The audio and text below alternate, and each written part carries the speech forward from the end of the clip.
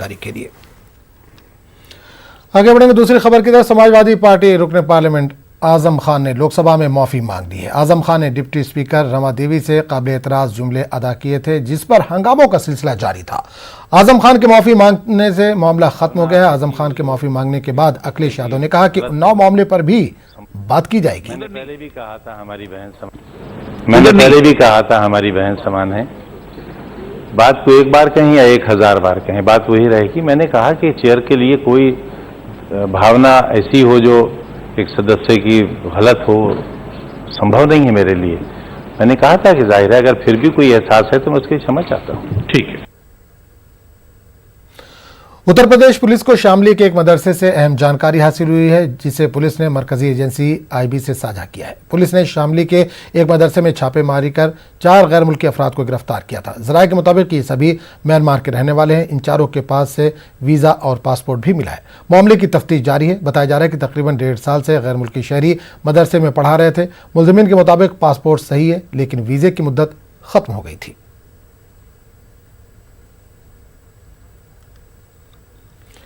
दिल्ली में औकाफ के मामलों पर कॉन्फ्रेंस हुई। कॉन्फ्रेंस में वजीर अक़लियती उमूर मुख्तार अब्बास नकवी समेत मुल्क भर के वक्फ बोर्ड के ओहदेदारान और चेयरमैन मौजूद थे। कॉन्फ्रेंस में तरक्याती स्कीमों का जायजा लिया गया। बेहतर काम करने के लिए बोर्ड को अवार्ड भी दिया गया।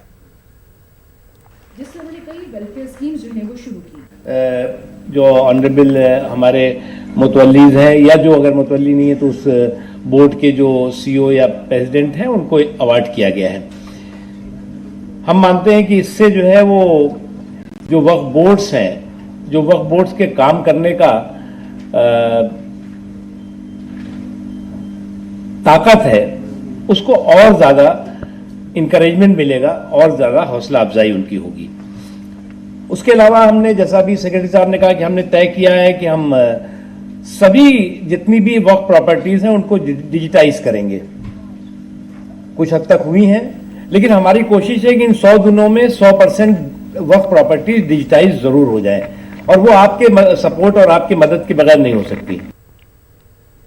नेशनल टाइगर्स डे के मौके पर पीएम मोदी ने बाघों की तादाद के हवाले से 2018 की रिपोर्ट जारी की है। इस रिपोर्ट के मुताबिक मुल्क भर में 2967 बाघ मौजूद हैं। 2014 के मुकाबले बाघों की तादाद में 714 बाघों का इजाफा हुआ है। पीएम मोदी ने दावा किया कि 2022 तक बाघों की तादाद दोगुनी हो जाएगी और हमें फख्र है कि हिंदुस्तान बाघों के तहफ्फुज़ के हवाले से काफी अलर्ट है। माननीय प्रधानमंत्री द्वारा विमोचित की गई मी रिपोर्ट के अनुसार देश के सभी टाइगर रिजर्व्स में पुरस्कार ग्रहण करें।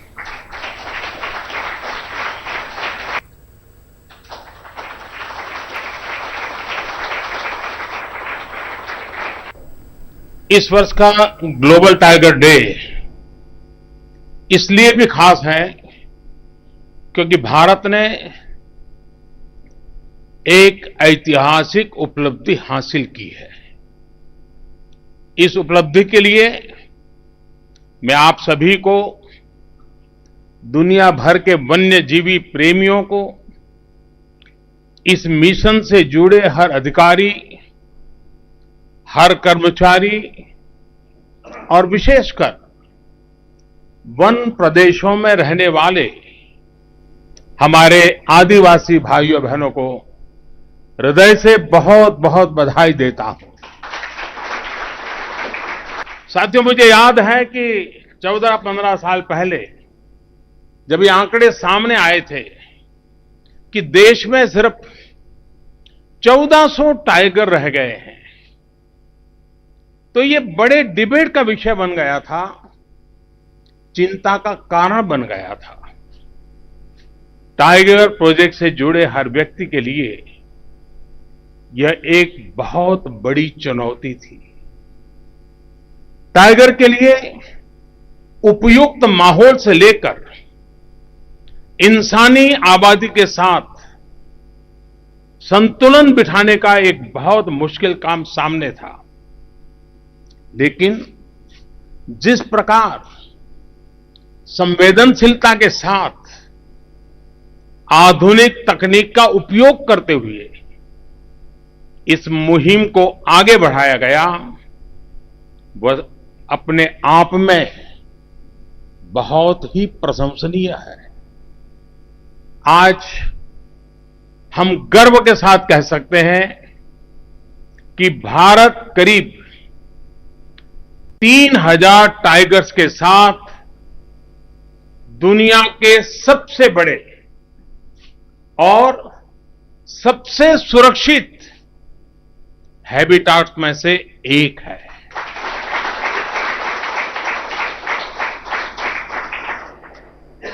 दुनिया भर में टाइगर की करीब 3/4 आबादी का बसेरा हमारे हिंदुस्तान में है। और अब आइए गुज़िश्ता बरसों में बाघों की तादाद पर एक नजर डालते हैं।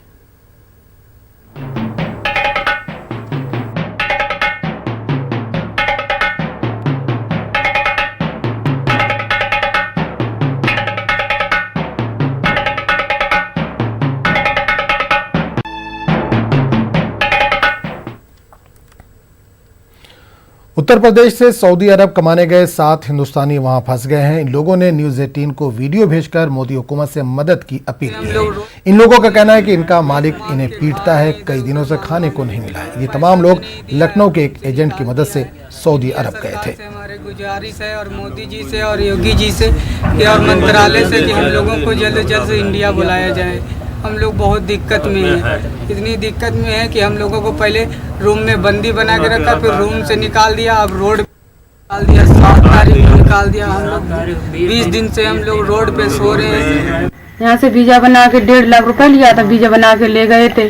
अब बोला था, वादा किया था कि हर महीने 90,000 रुपए देंगे तनख्वाह। अब वहाँ पर एक भी रुपए नहीं देते और बंदश बना के रखा है। जब पैसे की कहते हैं तो रूम से मार कर निकाल दिया और पैसे ऐसे रहे नहीं। अब वो पैसे की वजह से बंधक बना अब आ नहीं पा रहे हैं। अच्छा, कितने दिन हो गए उनको वहाँ पर? 4 महीने हो गए पूरे। अच्छा, कब आपका संपर्क हुआ था उनसे और क्या उन्होंने जानकारी आपको दी? 10 तारीख को मुझको ये बात सुनाई, सूचना कही यहाँ पर कही रानी मुझे बंधक बना दिया, ना खाना देते हैं ना कुछ, पैसे भी है नहीं एक भी जेब में जो खरीद कर भी खा लें, और भूख प्यास से रूम से निकाल दिया और चोट मारी डंडों से। और इस